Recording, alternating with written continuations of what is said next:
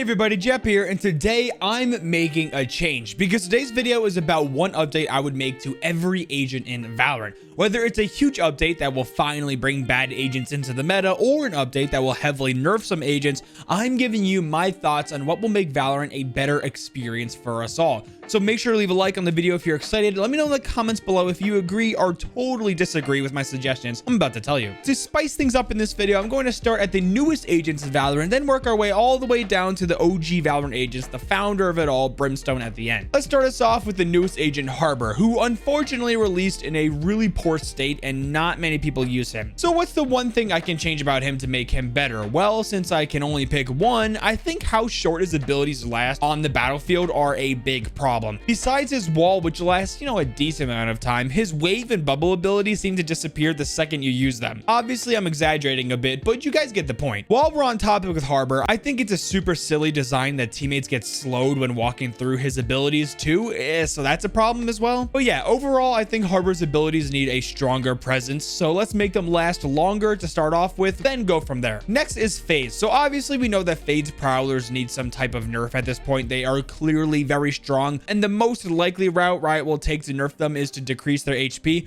especially since they are so tanky in pistol rounds. But I want to talk about something different because that one is obvious. I think one of the most frustrating things about Phade's kit, that I'm sure some of you have experienced this too, is that I miss time when I can shoot her haunts, her eye ability, and I thought I shot it in that window before it activates, and I turn away only for it to scan me anyways. I think that the second the haunt lands, you should be able to shoot it to get rid of it. That way you're not having to stand there forever waiting for it to fully form so you can get rid of it. Phade is already an incredibly strong agent, so I think she can use a small nerf to her haunt. Something else that's haunting is the subscribe to non-subscriber ratio. If you enjoy my content, the biggest thing you could do to support it is liking the videos and subscribing if you haven't already. Jeppy loves you. Next is Neon. Now I know some people absolutely hate her ultimate and want it nerfed, but I don't think it's all that oppressive. I think a small little buff we can give to Neon players is that when you are about to launch a relay bolt, her stun ability, you can see where the relay bolt is going to land and where the extra ricochet will land as well. Because I don't know about you guys, but I always mess that up and either end up completely wasting that ability with a terrible lineup or just end up stunning myself.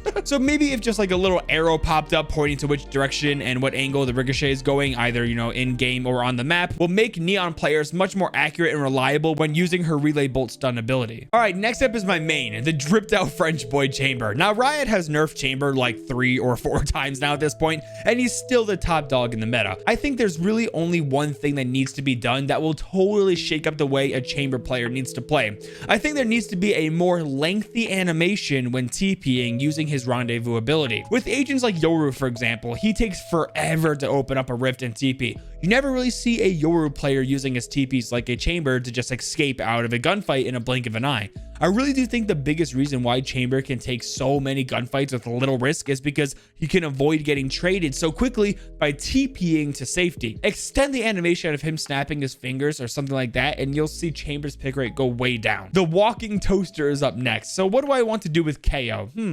How about we make it to where his knife can't get rid of other ultimate abilities? I think it's pretty busted that a free KO knife can completely nullify a 8-point Chamber tour de force or a Neon ult, Jet ult, and so on. I think suppressing the other abilities for the agents is good, like Chamber can't whip out his headhunter or Jet can't throw smokes down, but to have your entire ultimate just unable to be used by his knife is a little crazy if you ask me. I think having KO's no command ultimate suppressing other enemy ultimates is fine though. We don't want his ult becoming like weak, and I think it's on an even power level when an ult cancels out another ult instead of just his free knife he gets. Next we have Astra. Now Astra will be a pretty quick one because she really is pretty awful controller right now in the meta.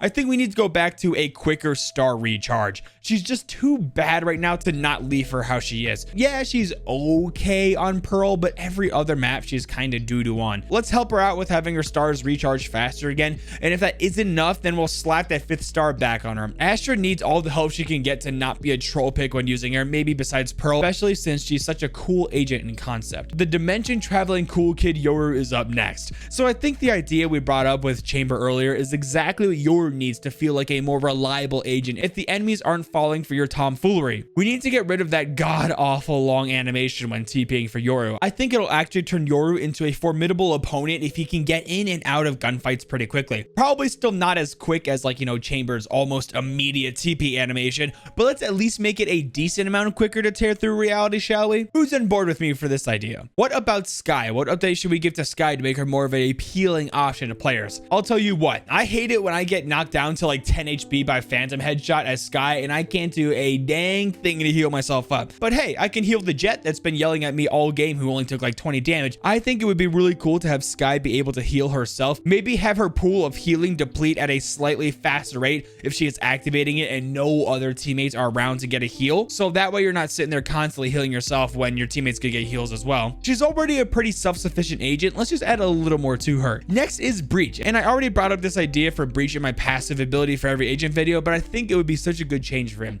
We really need to have it to where we can choose as a Breach player if we want his stun to be a long distance short width stun, or have it be a shorter distance but longer width stun. Maybe you can cycle between each one as you're changing it up, like how Sage has the option to move her wall around to her desired location before she throws it up. I think this change will give Breach far more versatility and not make him like a troll pick on like every other map besides like Haven and Fracture. Next up is everyone's favorite hype girl, Raze. I think really the only thing that needs to be done to make Raze better is to have her blast packs be easier to chain together to fly through the air more reliably. Maybe it's because I just suck at Raze, but I can't seem to get the timing or angle down. I always mess it up and just end up either flying straight up with absolutely no momentum forward. Maybe I just need to get good, you know, that could be it. But do you guys think it'll be a decent update to Raze to make it easier to chain her blast packs together, or would it decrease her skill ceiling a lot and make her not that fun to play? Let me know below. Next we have Reyna. Now I'll be real, guys, I myself don't want any buffs to Reyna because I get absolutely dominated by Reyna smurfs all day long, but I know that according to top ranked and pros, Reyna is pretty bad. I think Reyna doesn't need any buffs to be a meta pro league pick when she already dominates ranked lobbies when a good player is using her. I will say though that her reliance to get her first kill in a round to really be able to do anything is a little bit of a problem. Do you think it would be a good idea to have Reyna be able to use her heal ability even if she didn't get a kill? Maybe if she takes some damage in a gunfight, manages to get away and didn't get the kill, after like 10 seconds she could go into a animation of taking a soul out of a container she has on her and using that to slowly gain HP. Of course, this would burn one of her potential heals or dismisses she will get in the round if she does get a kill. Is that a good buff or is it too powerful for her? Next up is the Wooden Girl Jett. Now for me, I think this is a pretty easy change because all of Jett's abilities and maneuverability is really solid if you ask me. I think Riot needs to extend the duration that Jett can dash with. Like whenever you hit her dash button, I swear like the timer ticks down in no time, and half the time I just burn it without even dashing. Maybe increase that window by like 50% at least to give you a little bit more time to see if an enemy is going to push you or not, and then dash if you need to. All right, so what should we do with Phoenix? Well, I've been saying this for a long time, but his Molly really is like the worst one in the game. Yeah, it does have the added benefit to where it does heal himself, but still, it's almost never used as a way to get rid of an enemy or hold a choke point. I think he definitely needs to be able to throw it farther. It's like he's throwing a cinder block with how far it goes right now. I think another cool update would be to switch his Molly E ability with his flashes. Would that be too strong though for Phoenix if instead of having to buy flashes, he gets a free one every round like Skye? And if he wants a second one, he can buy it? Let me know. Next up is Sage. I think the worst part about Sage's kit is her slow orbs. Her wall is really strong and can totally win rounds. Same thing with her heals and res ult. Would you guys rather have Sage's orbs the way they are or turn them into Mollies instead? Maybe it can be in the same area of effect of the slow orb as right now, but have a low DPS instead of a slow. That way it still kind of doubles as a way to slow down a push, but have some more versatility. If you add a small amount of damage per second with Sage's Molly, then you should probably get rid of its slowing effect then, right? And just to clarify, if we're going to keep the same area of effect of the slow orb, let's make the DPS not that intense. Let's talk about Sova next. I think by far the weakest part of Sova's kit are his shock darts. Without a proper lineup, I swear most of the time they just shoot off into oblivion, nowhere near the intended target. Let's bring in the same mechanic with Neon's relay bolt stuns to where a small arrow or indication on the minimap or something like that will pop up that shows you generally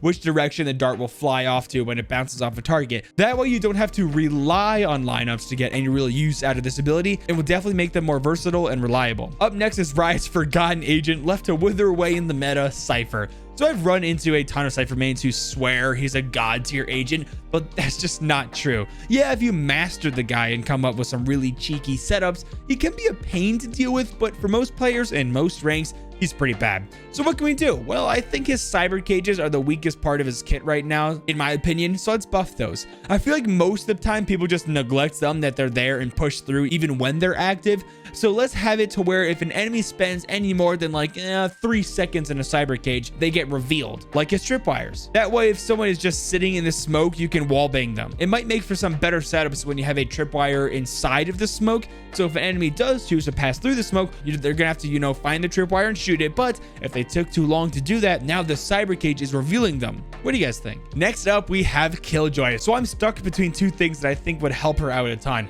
Either extending her range by like 25% or something farther from her bots before they don't work, or allowing her to recall her nanoswarm grenades if she has to rotate. I hate it when I'm playing KJ, having a dope setup on a site, loading it up with all my util, and the push is happening on the other site and I have to rotate. I can recall my turret and alarm bot, no problem, but my grenades just sit there. Total waste of credits. I'm not sure which buff would be better for KJ, so I'm leaving it up to you guys. Extend the range or recall her mollies. Into agent number 3 is Omen. Now, Omen has a lot of good stuff going for him, to be honest. I think the two weakest parts of his kit are his Shrouded Step and his ultimate, but both abilities do have their uses, and when used correctly can win gunfights and entire rounds. Let's focus in on a Shrouded Step. Let's just make it a quicker animation of him TPing and maybe extend the range of it too by like 25% or something. We don't want him like TPing across the entire map, but a good buff to the range and how quickly he can get out of the animation would do some good. But also, to be fair, his animation isn't that long, so a small numbers buff would do for the animation. Agent number 2 is Viper. Now, Viper is incredibly strong, so some people would be calling for a nerf on her. Some people would say the distance she could shoot her snake bites for lineups. I don't know about the whole lineup thing. I do think that Viper is strong, but a good strong. She doesn't feel oppressive, and yeah, lineups can be pretty annoying, honestly. I do think though that one thing we need to really change is how fast the decay of her orb and ultimate deplete your health. That way, if a Viper is doing lineups, it isn't like 100% GG go next if she has an orb on it doing insane amounts of damage along with her molly, and her ultimate can really just be a round win, especially if Viper positions herself in the back of her ult. So whenever the enemy, finally does get to her, they're down to like no HP anymore. So yeah, I think we need to have the delay not deplete HP as quickly as it does right now. Finally, we made it to Brimstone, the founder of the protocol, and this one is incredibly easy to me. Man, we have to increase the range and where he can put a smoke down. It's so annoying when you're just out of range to put down a good smoke for your team and it doesn't even feel like you're like that far away. So let's increase the range of that puppy so Brim doesn't have to run around the entire map all the time just to put smokes down. I think that would be a really good buff for Brim, and we can go from there if it's not enough. All right, everyone, I hope you guys enjoyed the video. Let me know if I messed up with any of these picks and if there's something else that needs to be changed by leaving a comment down below for me. Make sure to leave a like and subscribe notifications if you're new. Now, with all that being said, Jeppy out.